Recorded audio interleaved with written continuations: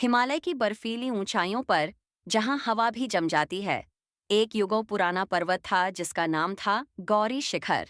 इस शिखर पर एक अकेला गैंडा रहता था, जिसका नाम था कालिया। कालिया का सींग कोई साधारण सींग नहीं था। वह दूधिया सफेद रंग का था और उसमें हीरे जैसी चमक थी। लोगों का मानना था कि कालिया का सींग जिस पर भी लग जाए, वह दुहुक और बीमारी से मुक्त हो जाता है। कालिया स्वभाव से शांत और अकेला था। वह अपने सींग की शक्ति को जानता था, इसलिए वह उसे छुपाकर रखता था और अक्सर पत्थरों के बीच सोता रहता था।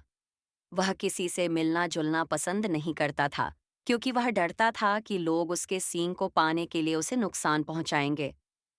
एक दिन पहाड़ के नीचे बसे गांव में महामारी फैल गई। बच्चे बीमार पड़ रहे थे और गांव का वैद्य भी हार मान चुका था। उसी गांव में माया नाम की एक छोटी लड़की रहती थी। माया अपने बीमार दादाजी को देखकर बहुत दुखी थी। उसने कहीं कालिया के चमत्कारी सींग की कहानी सुनी थी। बिना किसी को बताए माया अंधेरी रात में गौरी शिखर की ओर चल पड़ी।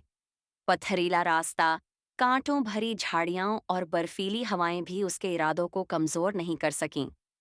जब वह कालिया के पास पहुंची तो गैंडा अचानक चौंक गया।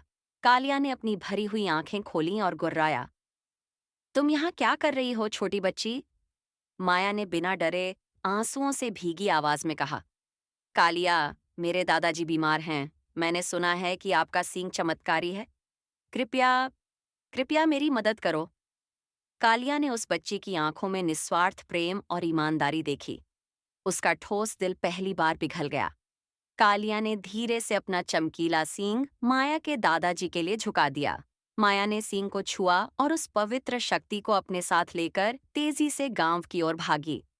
जैसे ही उसने सींग को अपने दादाजी के सिर पर धीरे से रखा, एक सफेद रोशनी पूरे कमरे में फैल गई और अगले ही पल उनके दादाजी उठकर बैठ गए। गांव में भी धीरे धीरे सब लोग ठीक होने लगे। माया अगले दिन कालिया को धन्यवाद देने गई, पर गौरी शिखर पर कालिया नहीं था। वहां बस एक सफेद पत्थर चमक रहा था, जिस पर एक सुंदर सींग की छाप बनी थी।